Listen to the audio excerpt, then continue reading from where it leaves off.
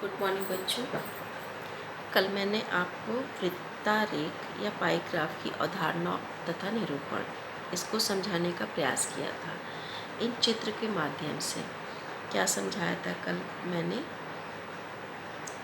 कि किसी भी आंकड़े को, कोई भी आंकड़ा है, जैसे इकाई का आंकड़ा है, परिषदीय चुनाव में विभिन्न पार्टियों को प्राप्त मत, मतलब जब चुनाव होता है तो कई पार्टियां खड़ी होती हैं तो उनको कितना मत मिला, तो उस मत को दर्शाने के लिए हम एक वृत्त के अंदर उसको ग्राफ के द्वारा दिखाते हैं। जैसे राजनीतिक पार्टी को का वृत्त का भाग कितना है, बड़ा है, ये अन्य पार्टी को छोटा, निर्दलीय को उससे छोटा, क्षेत्रीय पार्टी को इतना मिला और गैर राजनीतिक पार्टी को इतना मिला।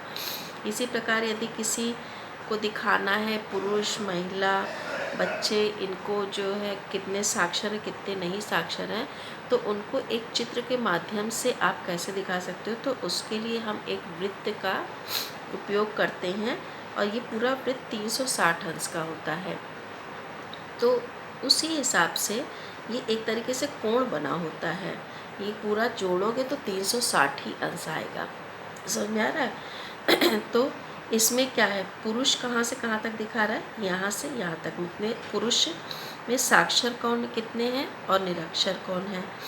इसी प्रकार स्त्रियाँ साक्षर इतनी हैं, निरक्षर इतनी हैं, बच्चे साक्षर इतने हैं और निरक्षर कम है। तो इनको एक वृत्त के माध्यम से, तो जब किसी आंकड़े को वृत्त के माध्यम से दिखाया जाता है तो उसे वृत्तारेख या पाई ग्राफ कहते हैं। अब हम बच्चों बताएंगे कि आपको ये पाई ग्राफ की ज़रूरत क्यों पड़ती है, आंकड़ों को कैसे दिखाया जाता है और कैसे समझें कि कितने पे ये, कितने कोण पे हम बनाएं। तो इन चीज़ों को निकालने के लिए एक क्वेश्चन के माध्यम से हम समझाएंगे। एक क्वेश्चन है कि आप इसमें देखिए, घंटा घंटा घंटा लिखा है, या स्कूल, निद्रा, मनोरंजन, पढ़ाई। किसी एक बच्चे का 24 घंटे का, कितने घंटे का, 24 घंटे का, एक दिन में कितने घंटे होते हैं, 24 घंटे। आप अपने से समझ लीजिए 24 घंटे में वो क्या क्या काम करता है। सोता है, निद्रा मतलब सोता है कितने, 8 घंटे, स्कूल में रहता है 6 घंटे, गृह कार्य में रहता है 3 घंटे, पढ़ाई करता है 3 घंटे, और मनोरंजन और अन्य कार्य करता है 4 घंटे। तो 24 घंटे किसी बच्चे की दिनचर्या को इस ग्राफ में दिखाया गया है। अब तुमको कैसे पता चले कि ये कितने पे ये बना, कितना भाग ये है, कितना भाग 24 घंटे का, कितना भाग ये है, ये है, ये है, ये इनको निकालने का क्या तरीका है। तो मैंने इसको निकाल के समझाने का प्रयास किया है।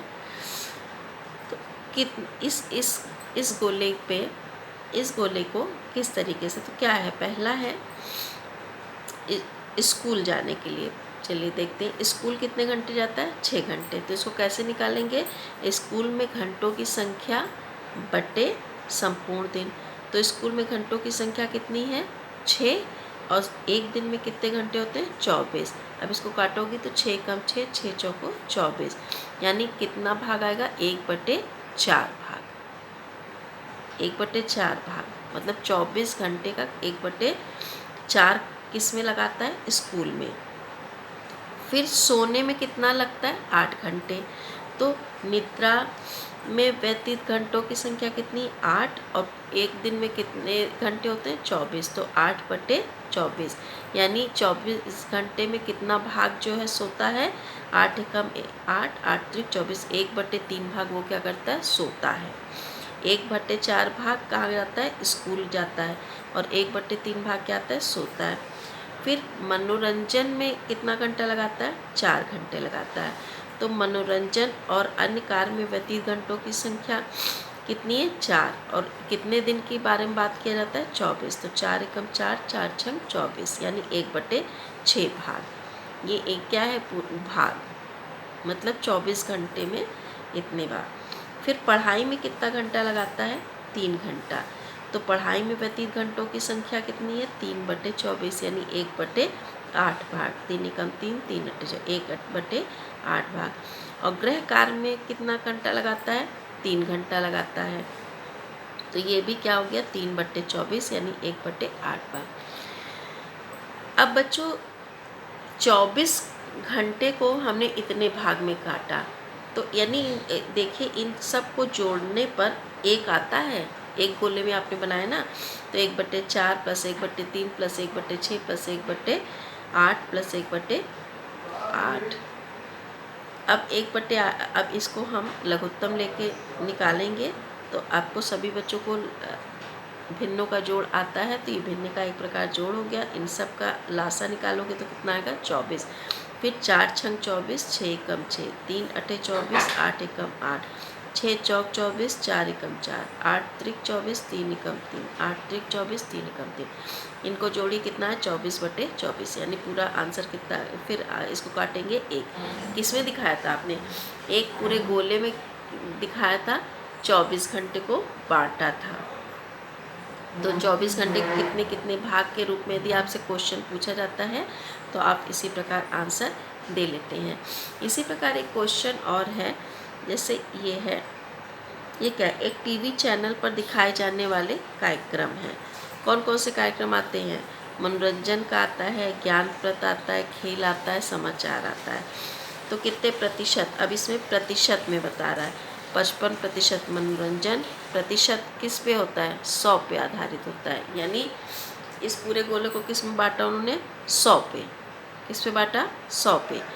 प्रतिशत लगा है यानी 100, दिन है तो 24, डिग्री या अंश बता रहा है तो 360। मतलब इस गोले को कुछ भी मान सकते हो। तो 55% मनोरंजन, 5% ज्ञानप्रद चीज़ें आती, खेल आता है 15, समाचार आता है 25। चलिए देखिए इन प्रतिशत को जोड़ी कितना आता है 100 आता है कि नहीं। 55 और 5 60, 60 और 15 75, और 75 और 25 100। प्रतिशत किस में आता है 100 में। दिन किस में आता था 24 घंटे में, इसलिए 24 से किया था। अब देखिए इस पे आधारित क्वेश्चन पूछ रहा है, किस प्रकार के कार्यक्रम सबसे अधिक देखे जाते हैं। तो इसमें सबसे अधिक संख्या किसकी है 55% मनोरंजन। तो यहाँ आंसर क्या आ जाएगा मनोरंजन। किस प्रकार के कार्यक्रम सबसे कम देखे जाते हैं, तो सबसे कम क्या है 5% यानी ज्ञानप्रद। समाचार देखने वाले दर्शकों का प्रतिशत कितना है 15, समाचार 25%। मनोरंजन कार्यक्रम के अतिरिक्त अन्य कार्यक्रम देखने वाले दर्शकों का कुल प्रतिशत कितना है। मनोरंजन को छोड़ दीजिए, बाकी का कितना है, यानी 25 और 15 40, 40 और 5 45, यानी इन सबको जोड़ दोगे 45%। इसी प्रकार आपको कई क्वेश्चन दिए रहेंगे। क्वेश्चन यहाँ पर भी समझाया गया है। यहाँ क्या है, क्या क्वेश्चन है कि किसी बच्चे को एग्ज़ाम में हर सब्जेक्ट अलग होता है ना, गणित, विज्ञान, सामाजिक विज्ञान, हिंदी और अंग्रेजी। तो इसमें 360 में बांटा है, यानी 90 डिग्री पे गणित, 90 डिग्री पे गणित, और फिर 80 पे विज्ञान, 65 डिग्री सामाजिक विज्ञान, 70 डिग्री पे हिंदी और 55 डिग्री ये भी बता रहे थे। अब इनको जोड़िए, देखिए 360 आएगा, आप जोड़ के देख लीजिए। 90 और 80 170, और 170 और 65 कितना हो गया 135, 135 और 70 सॉरी 90 और 80 170, 170 और 60, 170 और 60 हो गया तुम्हारा 235। 170 और 65 हो गया 235, और 235 और 70 कितना हो गया आपका 305, और 305 और 55 कितना हो गया 360, यानी पूरा डिग्री कितना आ गया 360। तो ये 360 में बटा, जिसमें 90% गणित, 80 डिग्री विज्ञान, 65 डिग्री सामाजिक विज्ञान, 70 डिग्री हिंदी और 55 डिग्री अंग्रेजी। अब इस पे कैसे क्वेश्चन पूछता है, देखिए क्या क्वेश्चन पूछ रहा है। जांच कीजिए कि क्या अंग्रेजी और हिंदी के प्राप्तांकों का योगफल विज्ञान और सामाजिक विज्ञान के प्राप्त अंकों के योगफल से कम है या अधिक। अब कैसे जांचेंगे, किसको किसको पूछ रहा है, अंग्रेजी और हिंदी के प्राप्तांकों का योगफल। अब कितने प्राप्तांक, ये तो डिग्री में बना है, हमें प्राप्तांक तो पता नहीं है, तो प्राप्तांक कैसे निकालेंगे, कितना प्राप्तांक किसको मिला है कितना को। अब ये केंद्रीय कोण कितना था 360, प्राप्तांकों का योग 540 के केंद्रीय कोण बराबर 360, लेकिन प्राप्तांक 105 के लिए केंद्रीय कोण देखिए ध्यान से। वार्षिक परीक्षा में अलका द्वारा हिंदी, अंग्रेजी, गणित, विज्ञान और सामाजिक विज्ञान में प्राप्त अंकों को निम्नांकित पाई चार्ट के द्वारा दर्शाया। यदि अलका ने कुल 540 अंक प्राप्त किए हैं, मतलब इस बच्ची को कितने अंक पूरे प्राप्त हुए, सब पूरा जोड़कर 540, तो निम्नलिखित अग्रलिखित प्रश्नों के उत्तर दीजिए। अलका ने 105 अंक किस विषय में प्राप्त किए हैं। अब इसमें तो हमको डिग्री में दिखाया गया है, हमको पता नहीं कि 105 अंक किस विषय में प्राप्त किए हैं। तो 540 इसमें कितने डिग्री लिखा है, 105 अंक प्राप्त हुआ है किसमें, 540 में। 540 में से 105 अंक किस विषय में प्राप्त हुआ है। तो देखिए 540 के लिए केंद्रीय कोण कितना बना है 360, और 105 के लिए कितना केंद्रीय कोण बनेगा, तो 360 बटे 540 गुणे 105। क्यों, क्योंकि 540 के लिए 360, तो 105 के लिए इन दोनों का गुणा और इससे भाग देखोगे तो 70 डिग्री आया। अब 70 डिग्री का केंद्रीय कोण इसमें देखिए कितने क्या है, हिंदी, यानी हिंदी में इसको कितना मिला है 105 अंक।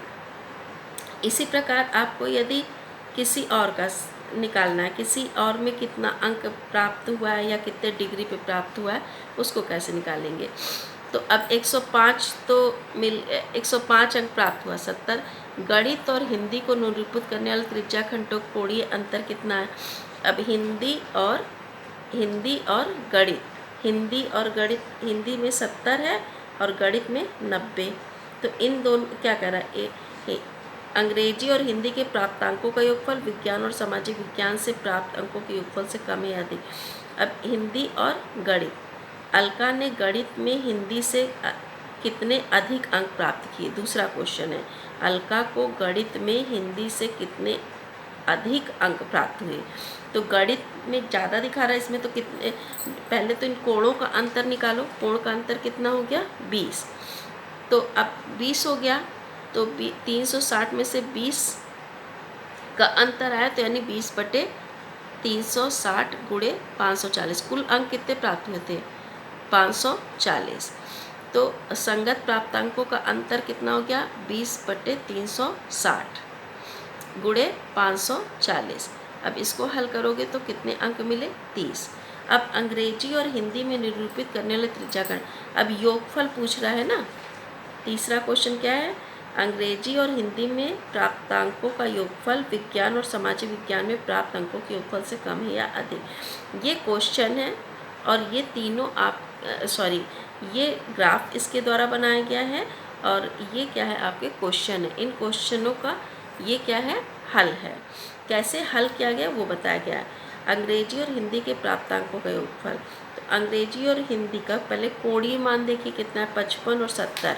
तो 55 और 70 को जोड़ा तो कितना आया 125, और इनका कोणीय अंतर कितना है 65 और 80, इसको जोड़ा 145। तो कौन सा कोण बड़ा हुआ, 145 ज़्यादा हुआ, तो यानी विज्ञान और सामाजिक विज्ञान में प्राप्त अंकों का योगफल अधिक है। कोण जिसका बड़ा है उसका योगफल भी अधिक है।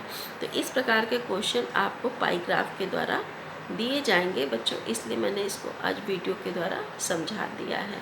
इसको एक बार और समझिएगा, जो नहीं समझ में आएगा उसका क्वेश्चन पूछिएगा, ठीक है।